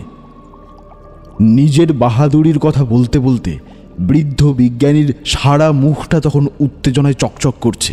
উনি বলে চললেন, কার্যসিদ্ধির পথ কিন্তু মোটেই সহজ ছিল না। এর জন্য বিশেষ কৌশল অবলম্বন করতে হয়েছে। তোমরা তো জানো, হিমালয় পর্বতের পাদদেশে যারা বাস করে সেই পাহাড়ি আদিবাসীদের নানা শাখা আজও পর্যন্ত নানা অদ্ভুত ধ্যান ধারণা, বিশ্বাস আর কুসংস্কার নিয়ে মেতে আছে। ভূত, প্রেত, দৈত্য, দানব এসবের প্রভাব এদের মধ্যে অনেকেরই ধর্মবিশ্বাস এবং জীবনযাত্রার মধ্যে বহু যুগ যাবৎ জড়িত। ওদের এই অদ্ভুত ধর্মবিশ্বাস আর সংস্কারকে আমি আমার পরিকল্পনার কাজে লাগালাম। এক দুর্যোগের রাতে প্রকৃতি যখন মাতাল, আমার পোষা ডায়নোসরটার পিঠে চড়ে মিতালি আবির্ভূত হল শিনকি উপত্যকার এই আদিবাসী ট্রাইবদের গ্রামে। প্রাগৈতিহাসিক ডাইনোসরের ওই প্রকাণ্ড আকার, গর্জন আর মিতালির অভিনয়ে ওরা হতবুদ্ধি হলো। তারপর ওদের সরল যুক্তি দিয়ে বিশ্বাস করতে দেরি করল না যে ড্রাগন দেবতার বাহনের পিঠে চড়ে স্বর্গ থেকে নেমে এসেছেন এক দেবী। তিনি স্বর্গের দেবতাদের প্রতিনিধি। এই দেবী কল্যাণময়ী। ইনি তুষ্ট থাকলে পাহাড়ি আদিবাসীরা মুক্তি পায় কঠিন রোগ ব্যাধি থেকে, নানা দৈনন্দিন সমস্যা থেকে। অবশ্য এসবই সম্ভব হতো মিতালির মাধ্যমে, আমার অদৃশ্য হস্তক্ষেপে। কিন্তু মিতালি ওদের জয় করে ফেলল। মিতালিকে ওরা মেনে নিল ওদের গ্রামের সম্মানিত ওঝা হিসাবে। মিতালি হলো ওদের দেবী রানী। আমার পরিকল্পনার প্রথম পর্যায় সম্পূর্ণ হলো। আমার আসল উদ্দেশ্য পূরণ হতে চলল এইবার। দেবী রানীর মাধ্যমে আমি প্রচার করতে শুরু করলাম ওদের গ্রামের উত্তর দিকে যে দুর্গম পাহাড় শুরু হয়েছে ওটি ড্রাগন দেবতার বাসভূমি। ওখানে জীবন্ত মানুষ গেলে ওরা আর ফেরে না। এই প্রচারের কারণ ওই পাহাড়ের গুহায় আমার ল্যাবরেটরিটার অবস্থা যাতে অন্যের কাছে ধরা পড়ে না যায়, তাহলেই আমার সমস্ত পরিকল্পনা পণ্ড হয়ে যাবার সম্ভাবনা। এই সঙ্গে আরও একটা প্রথা চালু করলাম আমি। গ্রামের কল্যাণের স্বার্থে প্রতি বছর বৈশাখী পূর্ণিমার রাতে একটি করে আদিবাসী যুবক কিংবা যুবতীকে ওদের উৎসর্গ করতে হবে ড্রাগন দেবতার উদ্দেশ্যে। এ প্রথা আজও চালু রয়েছে। প্রতি বছর ওই নির্দিষ্ট রাতটিতে আদিবাসীদের উৎসর্গ করা একটি প্রাণ আমার পোষা ডাইনোসরটি সুকৌশলে তুলে আনে ওই গ্রামের ড্রাগন দেবতার বেদি থেকে ড্রাগন পাহাড়ের ভেতর আমার এই ল্যাবরেটরি গুহায়। এইভাবে লোকচক্ষুর অন্তরালে নিরাপদে চালিয়ে যাচ্ছি আমার দুরূহ গবেষণার কাজ। এই গবেষণার সার্থকতাই আমার জীবনের চরম এবং একমাত্র লক্ষ্য। শুনতে শুনতে মাথাটা আমার ঝিমঝিম করছিল। কোনো সুস্থ মানুষ এমন ভয়ঙ্কর পরিকল্পনায় লিপ্ত হতে পারে আমার কোনো কালে ধারণা ছিল না। গবেষণার নামে আজ পর্যন্ত কত যে তাজা প্রাণ বলি দেওয়া হয়েছে তার ইয়াত্তা নেই। এই বিজ্ঞানী কি আসলে একজন উন্মাদ? হঠাৎ চমক ভাঙল। ডক্টর রায়চৌধুরী আমার আর মেঘনাদের অনেক কাছাকাছি এসে দাঁড়িয়েছেন। ওর দু চোখে এক অদ্ভুত দৃষ্টি। চোখে চোখ পড়তে চাপা ফ্যাসফ্যাসে স্বরে বললেন, তোমাদের অনুরোধ রক্ষা করে আমার সমস্ত গুপ্ত কথা তোমাদের শুনিয়ে দিলাম। এইবার আমার একমাত্র অনুরোধটাও আশা করি রাখবে তোমরা। এই উন্মাদ বিজ্ঞানী কি অনুরোধ করতে চান আমাদের? আমি আর মেঘনাদ প্রায় একসঙ্গে চেঁচিয়ে উঠলাম, না, আপনার এই অনুরোধে আমরা কিছুতেই সম্মত হতে পারি না। এ অমানুষিক, এ উন্মত্ততা। ডক্টর রায়চৌধুরীর চোখ দুটো এখন হায়নার চোখের মতো হিংস্রতায় জলজল করছে। খসে পড়ছে এতক্ষণের ভদ্রতা আর সৌজন্যের মুখোশটুকু। দাঁতে দাঁত চিপে বললেন, কিন্তু রাজি যে তোমাদের হতেই হবে আগন্তুক বন্ধুরা। পৃথিবীর একান্ত নিরালা কোণে তৈরি করেছিলাম আমার নিজস্ব গবেষণার জগৎ। এ যাবৎ কেউ মাথা গলাতে পারিনি, কিন্তু আজ আমার ফেলে আসা পৃথিবীর তথাকথিত সভ্য স্বার্থপর মূর্খ মানুষ আবার হানা দিয়েছে আমার এই সাধনা ক্ষেত্রে। এ আমি কিছুতেই সহ্য করব না। ডক্টর রায়চৌধুরীকে আর মোটেই স্বাভাবিক মনে হচ্ছে না। হাত দুটো কেবলই মুষ্টিবদ্ধ হচ্ছে, দাঁত দিয়ে চেপে ধরছেন নিচের ঠোঁটটা। কিন্তু আমাদের আপনি বৃথাই সন্দেহ করছেন। আমাদের একমাত্র উদ্দেশ্য ছিল ড্রাগন পাহাড়ের প্রকৃত রহস্য ভেদ করা। মেঘনাদের কণ্ঠস্বর শুনে মনে হলো ও ভিতরে ভিতরে বেশ কিছুটা নার্ভাস হয়ে পড়েছে, এবং এই অবস্থায় তা মোটেই অস্বাভাবিক নয়। মূর্খ! বিজ্ঞানী রায়চৌধুরী চিৎকার করে উঠলেন, তোমাদের দুঃসাহসের পরিণাম তোমাদেরই বহন করতে হবে। স্বেচ্ছায় জীবন্ত সিংহের গুহায় কেউ প্রবেশ করলে সিংহ কখনো তাকে ছেড়ে দেয় না। তোমাদের সম্পর্কে প্রতিদিনের খবর আমার জানা। নিজেদের খুবই চালাক এবং হিসেবি ভেবেছিলে, তাই না? মনে মনে মনে মনে আবার শিউরে উঠলাম। সত্যি কি আমাদের সবটুকু কর্মধারা জেনেছেন উনি? ক্যাপ্টেন সিং তার অনুসরণের কথাটাও কি জেনেছেন? যদি জেনে থাকেন তবে তো এতক্ষণ তাকেও কোথাও গ্রেপ্তার করে রাখা হয়েছে। ভাবতেই চোখের সামনে পৃথিবীটা দুলে উঠল। বিজ্ঞানী ডক্টর রায়চৌধুরীর ঠোঁটের কোণে এক ক্রূর ব্যঙ্গের হাসি ফুটে উঠছে। বললেন, আর কিছুক্ষণের মধ্যেই বিজ্ঞানের এক মহান গবেষণার স্বার্থে তোমরা নিজেদের জীবন উৎসর্গ করতে চলেছ। না! আমি চিৎকার করে উঠলাম, এ কাজ আপনি করতে পারেন না ডক্টর রায়চৌধুরী। ড্রাগন পাহাড় আমার রাজ্য, এখানে আমাকে বাধা দেবার কেউ নেই। আমি আমার জীবন আর গবেষণার কাহিনী শুরু করার আগে আমার শর্তের কথা বলেছিলাম। এটাই আমার শর্ত। তাছাড়া সবকিছু জানার পর আমার অনুরোধে রাজি হওয়া ছাড়া উপায় বাকি। কিন্তু আমরা আপনার শর্ত বা অনুরোধে রাজি হয়েছি এই কথা তো বলিনি। মেঘনাদ বলল, তোমাদের মতামতের দাম আমার কাছে আর কিছুই নেই। তোমাদের আমার পক্ষে আর এই গবেষণাগার থেকে যেতে দেওয়া সম্ভব নয়। কারণ তোমরা স্বেচ্ছায় এই ভয়ঙ্করের গুহায় পা দিয়েছ। এখানে ঢোকার পথ খোলা, কিন্তু বেরোবার পথ বন্ধ। তাছাড়া আমার এক্সপেরিমেন্টের জন্য নতুন মানুষ দরকার। প্রতি বৈশাখী পূর্ণিমা রাত্রির অপেক্ষায় আমি বেশ কয়েকটি বিনিদ্র রজনী অতিবাহিত করি। কিন্তু আমার পোষা ডাইনোসর এবার যাকে আদিবাসী গ্রামের ড্রাগন বেদি থেকে তুলে এনেছে, সে সিনকি উপত্যকার কোনো পাহাড়ি আদিবাসী তরুণ নয়, কলকাতার শিক্ষিত বাঙালি দুঃসাহসী যুবক মেঘনাদ ভরদ্বাজ।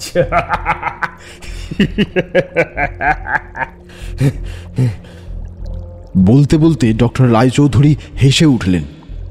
ক্ষতি আমার তাতে কিছু হয়নি, বরং সঙ্গে আছে আরেকটি তাজা তরুণ শরীর। আমার গবেষণার নতুন ফর্মুলা আমি আজ রাতেই তোমাদের উপর প্রয়োগ করব। আতঙ্কে হিম হয়ে গেলাম। বিজ্ঞানী রায়চৌধুরী আগের মতোই কঠিন চোখে তাকিয়ে বললেন, তবে আমার আশা হয়তো এবার আর ব্যর্থ হব না। ইতিমধ্যেই এই দীর্ঘ 30 বছরে মানুষের শরীরের জিনের ওপর আমার বিশেষ কেমিক্যাল ট্রিটমেন্ট অনেকটাই সফল হয়েছে। একজন মানুষকে এভাবে 6 মাস পর্যন্ত বাঁচিয়ে রাখতে পেরেছি। আমি এবার আশা করি সবটুকুই সফল হব। তাহলে এই পৃথিবীতে তোমরাই হবে জরা ব্যাধিজয়ী সর্বপ্রথম দীর্ঘজীবী মানুষ। মানুষ থেকে অতি মানুষ সৃষ্টির স্বপ্ন হবে তোমাদের এবং আমার সার্থক। কিন্তু অনিচ্ছুক ব্যক্তিদের ধরে এনে বছরের পর বছর এই অনিশ্চিত বৈজ্ঞানিক পরীক্ষা চালাবার অধিকার কে দিয়েছে আপনাকে? গবেষণার নামে নির্মম হত্যাকাণ্ড। মেঘনাদ তীব্র কণ্ঠে বলে উঠল। হ্যাঁ, আমি নির্মম। রাগে বিভৎস আকার ধারণ করেছে বৃদ্ধ বিজ্ঞানীর মুখমণ্ডল। চিবিয়ে চিবিয়ে বললেন, তোমাদের সভ্য মানুষের ন্যায় নীতি মূল্যবোধ নিয়ে আমার আর বিন্দুমাত্র মাথা ব্যথা নেই। মানুষের সভ্যতার সত্যিকারের অগ্রগতির পথে রক্ত চাই, আরও রক্ত। এ সম্পর্কে আমার মনে বিন্দুমাত্র দ্বিধা নেই। আজ রাতে না হয় আরও 2টি প্রাণীর বলিদান হবে মানুষের আগামী কল্যাণের বেদি মূলে। প্রচণ্ড ক্রোধ আর উত্তেজনায় নিজের শারীরিক আঘাত আর অবসন্নতার কথা বিস্মৃত হয়ে মেঘনাদ ঝাঁপিয়ে পড়তে গেল ডক্টর অরবিন্দ রায়চৌধুরীর ওপর। কিন্তু তার আগেই গুলির আওয়াজ, পরপর একসঙ্গে অনেকগুলো। না, গুহার মধ্যে নয়, আওয়াজ আসছে দূর থেকে। প্রায় ঝড়ের মতো বেগে যে রমণীটি গুহা ল্যাবরেটরিতে এসে ঢুকল তাকে আমরা চিনি। সে সিনকি উপত্যকার পাহাড়ি আদিবাসী গ্রামের দেবী রানী। জ্যাঠামণি, সর্বনাশ হয়েছে, আমাদের গুহা আক্রান্ত। অকস্মাৎ বজ্রপাতের পর হঠাৎ যেন এক নৈঃশব্দ নেমে এলো। কয়েকটি শ্বাসরুদ্ধকর মুহূর্ত। তারপরেই বিজ্ঞানী অরবিন্দ রায়চৌধুরী চিৎকার করে উঠলেন, কে আক্রমণকারী? কার এতদূর স্পর্ধা? ক্যাপ্টেন সিং তার লোকজন নিয়ে এসে গুহা ঘিরে ফেলে আক্রমণ শুরু করেছে। দেবী রানী ওরফে মিতালি দেবী জানালো। ক্যাপ্টেন সিং মানে সেনাবাহিনীর সেই ছুঁচোটা নিজের সমস্ত কাজ ছেড়ে গত কয়েক মাস যাবতেই সিনকি উপত্যকার বাতাসের ঘ্রাণ শুকে বেড়াচ্ছিল। ডক্টর রায়চৌধুরী অস্থির ক্রোধে সারা ল্যাবরেটরি গুহাটার মধ্যে দাপিয়ে বেড়াতে লাগলেন। বাইরে গুলির আওয়াজ ঘন ঘন শোনা যাচ্ছে। ডক্টর রায়চৌধুরী আবার আমাদের সামনে এসে দাঁড়ালেন। ক্রোধ আর ঘৃণায় মুখটা ওর বিকৃত দেখাচ্ছে। দাঁতে দাঁত চেপে বললেন, বিশ্বাসঘাতক, তোমাদের আমি রেহাই দেব না। এখন বুঝতে পারছি এ সবই তোমাদের পূর্ব পরিকল্পিত ছিল। এত দূরে পালিয়ে এসেও তোমাদের হাত থেকে রেহাই পাইনি আমি। একটা ছোট্ট শিশি থেকেই ইঞ্জেকশনের সিরিঞ্জে কি এক তরল ভরে নিলেন। তারপর মুখে ভয়ালো হিংসা ফুটিয়ে বললেন, এক্ষুনি এই সিরিঞ্জের তরল তোমাদের শরীরে প্রবেশ করিয়ে দেব আমি। মাত্র 8 ঘন্টার মধ্যে তোমাদের সমস্ত শরীর পক্ষাঘাতগ্রস্ত হয়ে যাবে। ভবিষ্যতে আর কোনোদিন কারুর সঙ্গে বেইমানি করতে পারবে না। হ্যাঁ। ইঞ্জেকশনের সিরিঞ্জটা নিয়ে এক পা করে এগিয়ে আসছেন উন্মাদ বিজ্ঞানী। আতঙ্কে সারা শরীরটা আমার পাথরের মতো জমে গেছে। কণ্ঠ থেকে এক টুকরো শব্দ পর্যন্ত বেরোচ্ছে না। মনে মনে ভগবানকে ডাকতে চাইলাম, কিন্তু দুঃসহ ভয়ে কোনো ভগবানের নামও মনে পড়ল না। আর বাঁচার কোনো পথ নেই। মাথার মধ্যে লক্ষ ঝিঁঝি পোকার ডাক। ডক্টর রায়চৌধুরী আমার বাঁ হাতটা চেপে ধরে সিরিঞ্জ তুলে ধরেছেন। আমি চোখ বন্ধ করলাম। সেই মুহূর্তে আকাশ বাতাস কাঁপিয়ে বাইরে থেকে এক বিকট গর্জন শোনা গেল। এই গর্জন আমার চেনা, সেই বিশাল ডাইনোসরটার ডাক। ডাকটা যেন এখন আরো ভয়ঙ্কর, আরো হিংস্র। ঝড়ের বেগে কে যেন ঘরে প্রবেশ করলো। কিছুটা সম্বিত ফিরে পেয়ে দেখি ল্যাবরেটরি গুহার একজন প্রহরী। শরীর দিয়ে তার রক্ত ঝরছে। উত্তেজিত দুর্বোধ্য কণ্ঠে কি যেন সে বলে চলল। শুনতে শুনতে আর্তনাদ করে উঠল দেবী রানী। তারপর প্রহরীর পিছু ছিটকে বেরিয়ে গেল ঘর থেকে। বুঝলাম আরও একটা কিছু সাংঘাতিক বিপর্যয় ঘটেছে। তাকিয়ে দেখি বিজ্ঞানী রায়চৌধুরী পাষাণের মতো স্তব্ধ হয়ে দাঁড়িয়ে রয়েছেন। ওর চোখের পাতা পর্যন্ত নড়ছে না। মেঘনাদ ইঙ্গিত করল, অর্ণব, এই সুযোগ। আমরা দৌড়ে বেরিয়ে গেলাম গুহা ঘর থেকে। সামনের টানা গুহাপথ ফাঁকা, কেউ এলো না আমাদের বাধা দিতে। আমরা এগিয়ে চললাম। বাইরে থেকে গুলির আওয়াজ, সেই সঙ্গে ডাইনোসরের গর্জনটা আরো ভয়ঙ্কর মনে হচ্ছে। আমরা গুহাপথের মুখে এসে দাঁড়ালাম। এই পাহাড়ের অংশটির ঠিক নিচে এক অভূতপূর্ব দৃশ্য। সেখানে এক লড়াই চলছে, কিন্তু এই ধরনের লড়াই আজ পর্যন্ত কোনো মানুষ কোনো দিন দেখেনি। আশ্চর্য অমানুষিক যুদ্ধ। ক্যাপ্টেন সিং তার সশস্ত্র লোকজন সঙ্গে নিয়ে ঘিরে ফেলেছেন গুহার সামনেটা। বিজ্ঞানী রায়চৌধুরীর প্রহরীর দল গুহার এদিকে পাহাড়ের আড়াল থেকে তাদের সঙ্গে গুলি বিনিময় করছে, কিন্তু সংখ্যায় তারা মাত্র কয়েকজন। এই সঙ্গে তেড়ে গেছে সেই বিশাল আকৃতির ডাইনোসরটা। মাটির ওপর ল্যাজ আছড়ানোর প্রচণ্ড শব্দ, সেই সঙ্গে বিকট গর্জনে প্রাগৈতিহাসিক ডাইনোসরটা যেন প্রতি মুহূর্তে ভূমিকম্প ও বজ্রপাত ঘটিয়ে চলেছে। প্রবল বিক্রমে সে একাই বাধা দিয়ে চলেছে ক্যাপ্টেন সিংয়ের দলবলকে।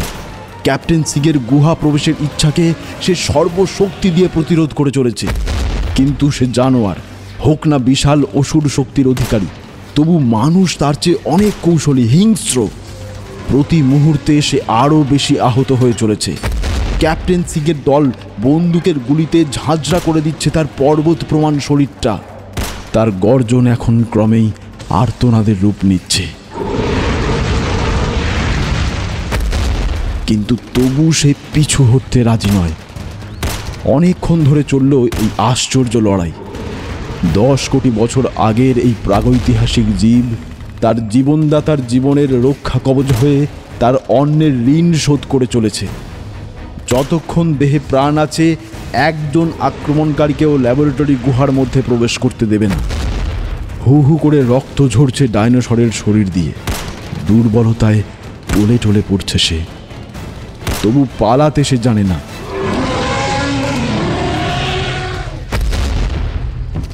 দশ কোটি বছর আগের পৃথিবীতে এই কি ছিল লড়াইয়ের রীতি? মৃত্যু সংগ্রাম। ক্যাপ্টেন সিংয়ের দলের একজন বোধহয় একটু বেশি সাহসী হয়ে দল ছেড়ে কিছুটা এগিয়ে এসেছিল। ডাইনোসরটা মুহূর্তে তাকে মুখে তুলে নিল। তারপর তার প্রাণহীন ছিবড়ানো দেহটা আছড়ে পড়ল পাহাড়ের গায়ে। ড্রাগন পাহাড়ের ড্রাগন দেবতার বাহন এবার প্রচণ্ড ক্ষেপে গেছে। ক্ষণে ক্ষণে তাড়িয়ে নিয়ে চলেছে ক্যাপ্টেন সিংয়ের দলকে। দেখতে দেখতে আরও একটা দেহ মুখে করে তুলে নিয়ে চিবিয়ে ছিবড়ে করে ফেলে দিল পাহাড়ের গায়ে। হঠাৎ এক প্রচণ্ড বিস্ফোরণ।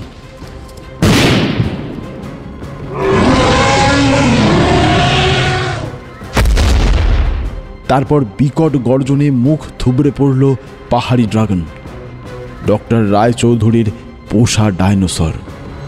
আর উপায় না দেখে ক্যাপ্টেন সিং হ্যান্ড গ্রেনেড ছুঁড়েছেন। ডাইনোসরটার প্রায় শরীরের ওপর এসে ফেটেছে সেই মারাত্মক বিস্ফোরক। প্রকাণ্ড শরীরটা আছড়ে পড়েছে পাথুরে জমিতে। Diana, Diana, Diana, Diana! বিদ্যুৎ বেগে গুহার আড়াল থেকে ছুটে এলো এক রমণী। পরনে পাহাড়ি আদিবাসীদের মতো জঙ্গলি পোশাক, হাতে রাইফেল। এতক্ষণে সে গুহার আড়াল থেকে ক্যাপ্টেন সিংয়ের দলের সঙ্গে গুলি বিনিময় করছিল। সে দেবী রানী, ডক্টর অরবিন্দ রায়চৌধুরীর পালিতা কন্যা মিতালি। দেবী রানী ছুটে গেল ডাইনোসরটার কাছে। ওই বিশাল প্রাগৈতিহাসিক দেহটা একটা পাহাড়ের মতো পড়ে আছে ল্যাবরেটরি গুহার সামনের পাথুরে প্রান্তরটায়। ওর শরীরের ওপর প্রায় ঝাঁপিয়ে পড়ল দেবী রানী। ওর লম্বাটে মাথার দিকটা নিজের কোলের ওপর তুলে নিয়ে অশ্রুসিক্ত কণ্ঠে দেবী রানী বলল, ডায়না, ডায়না, দেখ আমি এসেছি ডায়না। ওরা ওরা কাপুরুষের মতো রাইফেলের গ্রেনেড দিয়ে তোকে হত্যা করলো। ওরা বর্বর, ওরা খুনি। ডায়না, ডায়না, আমার দিকে তাকা ডায়না। জীবনে তো তুই কখনো আমাকে অমান্য করিসনি, তবে কেন চোখ খুলছিস না ডায়না? মানুষের ভাষা 10 কোটি বছর আগের ওই জানোয়ার বুঝলো কিনা জানি না, কিন্তু দেবী রানীর কান্নায় মুমূর্ষু ডাইনোসরটা অতি কষ্টে একবার চোখ খুলে তাকালো। কিছুক্ষণ তাকিয়ে রইল দেবী রানীর দিকে। তারপর শেষবারের মতো একবার ডেকে উঠল। কিন্তু এ তো গর্জন নয়, যেন বুক ভাঙা কান্নার সুর। একান্ত প্রিয়জনকে ছেড়ে চলে যাবার হাহাকার। এরপরেই ওর মাথাটা ঢলে পড়ল দেবী রানীর কোলের ওপর।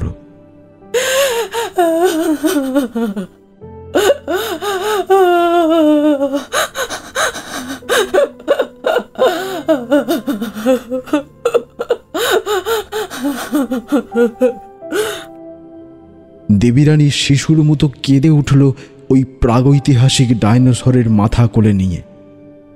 ততক্ষণে ক্যাপ্টেন সিং দেবীরানীর পাশে এসে দাঁড়িয়েছেন, হাতে তার উদ্যত নিষ্ঠুর revolver. You are under arrest. Captain Singh সদলবলে ল্যাবরেটরি গুহার মধ্যে প্রবেশ করলেন, সঙ্গে আমি আর মেঘনাথ।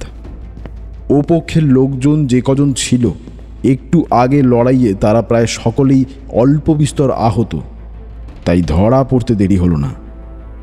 ল্যাবরেটরি গুহার একেবারে প্রান্তে, গুহাটা যেখানে ক্রমশ সংকীর্ণ হয়ে শেষ হয়ে এসেছে, সেখানে লোহার গড়াত দেওয়া বন্দিশালা।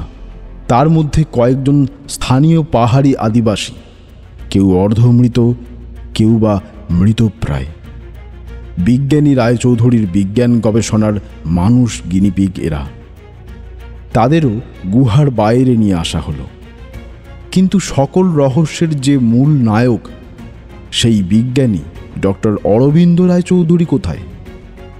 সমস্ত ল্যাবরেটরি গুহা এবং আশপাশের অঞ্চলটা তন্ন তন্ন করে খুঁজেও তাকে পাওয়া গেল না। সকলের চোখে ধুলো দিয়ে তিনি অন্তর্ধান করেছেন।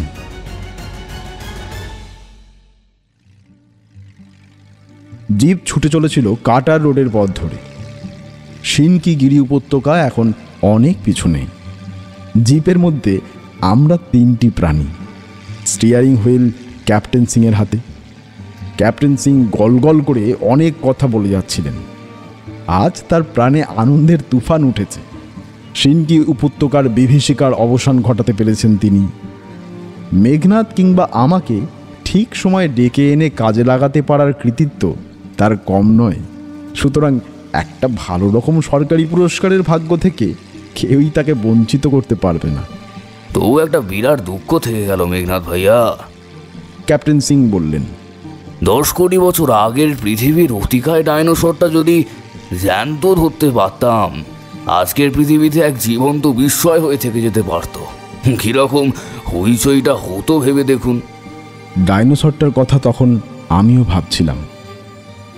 ভাবছিলাম তার মৃত্যু দৃশ্যটার কথা। বিশেষত দেবীরানীর কোলে মাথা রেখে তার ওই অন্তিম চাহনি, তা যেন কিছুতেই ভুলতে পারছিলাম না আমি। সে দৃষ্টির মধ্যে আমি খুঁজে পেয়েছি প্রিয়জনের কাছ থেকে শেষ বিদায় নেবার বেদনা। কিন্তু এও কি সম্ভব? 10 কোটি বছর পূর্বের জানোয়ার, তারাও কি ভালোবাসা, স্নেহ, প্রীতির কথা জানতো? তবে কি জীবের হৃদয়বৃত্তির জন্ম প্রাণের আবির্ভাবের সঙ্গে সঙ্গেই? একসঙ্গে অনেক কথা ভিড় করছে আমার মনে। ডাইনোসরটার মৃতদেহ পাঠানো হবে নৃতত্ত্বের গবেষণাগারে। কেটে ছিঁড়ে দেখা হবে ওর শরীরের রহস্য। প্রাচীন জুরাসিক যুগের আরও অনেক অনুদ্ঘাটিত রহস্যই হয়তো জানা যাবে দেবীরানীর প্রিয় ডায়নার অস্থিমজ্জা বিশ্লেষণ করে। সমস্ত ব্যাপারটাই একেবারে পাগলামি চূড়ান্ত। ক্যাপ্টেন সিং নিজের মনেই হেসে উঠলেন, তারপর হাসি থামিয়ে আবার বললেন, বিশেষত আদিবাসীদের মধ্যে ওঝা সেজে থাকা ওই রমণী, দেবরানী, এসব কি সব নাম যেন, ওর কথাটাই ভাবুন। কথাবার্তা শুনে তো পেটে বেশ বিদ্যে আছে বলেই মনে হলো, অথচ সব কিছু ছেড়ে এই দুর্গম জঙ্গলি উপত্যকায় খামোকা যত ভুতুড়ে কাণ্ড কারখানা পেতে বসেছিল। একেই বলে মশাই, সুখে থাকতে ভূতে কিলোয়। আপনি ভুল করছেন ক্যাপ্টেন সিং। মেঘনাদ এতক্ষণ বাদে মুখ খুলল। আপনাকে তো সব ব্যাপারটা আগেই বলেছি, তবু বুঝছেন না কেন? দেবীরানী, যার আসল নাম মিতালি দত্ত, এই জীবনটাই ছিল তার একটা মিশন। সমস্ত জীবনটা সে স্বেচ্ছায় উৎসর্গ করেছিল তার পিতৃতুল্য বৃদ্ধ বিজ্ঞানী অরবিন্দ রায়চৌধুরীর গবেষণাকে সফল করার সাধনায়। স্ট্রেঞ্জ। ক্যাপ্টেন সিং প্রায় লাফিয়ে উঠলেন। ডক্টর অরবিন্দ রায়চৌধুরীর গবেষণার নামে এইসব আসামাজিক দানবীয় কাণ্ড কারখানা আপনি সমর্থন করেন মেঘনাথ ভাইয়া? কে জানে, আপনার এই কথার সঠিক উত্তর আমি হয়তো এক্ষুনি দিতে পারবো না ক্যাপ্টেন সিং। তবে এটুকু আমি বিশ্বাস করি, ডক্টর রায়চৌধুরীর সাধনা যদি সত্যিই সফল হতো, মনুষ্যজাতির ইতিহাস বদলে যেত এবং এর পুরো কৃতিত্বটুকু বহন করেই তিনি আগামীকালের মানুষদের কাছে হয়ে উঠতেন দেবতা। তার সমস্ত অতীত অসামাজিক দানবীয় কাণ্ডকারখানা এই গবেষণার মূলে থাকা সত্ত্বেও এটাই ইতিহাসের সত্য। কি বলছেন আপনি মেঘনাদ ভাইয়া? মেঘনাদের দিকে কয়েক সেকেন্ড ফ্যাল ফ্যাল করে তাকিয়ে থেকে ক্যাপ্টেন সিং কোনো ক্রমে কথাগুলো উচ্চারণ করলেন। এ আমার উপলব্ধি ক্যাপ্টেন। আপনি যথাসময়ে এসে আমাদের উদ্ধার না করলে বৃদ্ধ উন্মাদ বিজ্ঞানী হয়তো আমাদের তার গবেষণার গিনিপিগ বানিয়ে হত্যা করতেন। কিন্তু তবু যা উপলব্ধ সত্য তা অস্বীকার করি কি করে? অবাক হয়ে শুনছিলাম মেঘনাদের কথাগুলো। মন নতুন করে ভাবতে শুরু করেছে। ল্যাবরেটরি গুহার আশেপাশে অনেক খুঁজেও ডক্টর রায়চৌধুরীর কোনো সন্ধান পায়নি। মানুষটা যেন হাওয়ায় মিশে গেছে। আমার মন বলছিল বিজ্ঞানী ডক্টর অরবিন্দ রায়চৌধুরী একদিন আবার ফিরে আসবেন, কিংবা অন্য কোথাও শুরু করবেন তার অসম্পূর্ণ গবেষণা, এবার হয়তো এক সুস্থ কল্যাণময় পথে। আমাদের কারোর মুখে কোনো কথা নেই। ক্যাপ্টেন সিংয়ের দৃষ্টি সামনের পাহাড়ে ভাঙা চড়াই উতরাই রাস্তায়। আমি আর মেঘনাদ তাকিয়েছিলাম দূরে, পাইন আখরোট জঙ্গলে ঘেরা সেই সিনকি উপত্যকার দুর্গম পথে, যার একটু দূরেই শুরু হয়েছে ড্রাগন পাহাড়। কিন্তু আর কোনো বৈশাখী পূর্ণিমা রাতে সেখান থেকে নেমে আসবে না ড্রাগন দেবতার বাহন, আদিবাসীদের কাছ থেকে জীবন্ত মানুষ অর্ঘ নিতে। আদিবাসীদের ওঝা দেবীরানী আজ সভ্য মানুষের কারাগারে। ড্রাগন পাহাড়ের রহস্য আজ উদ্ঘাটিত। আমাদের জীব ছুটে চলেছে তীব্র গতিতে। সিমলা আসতে আর দেরি নেই।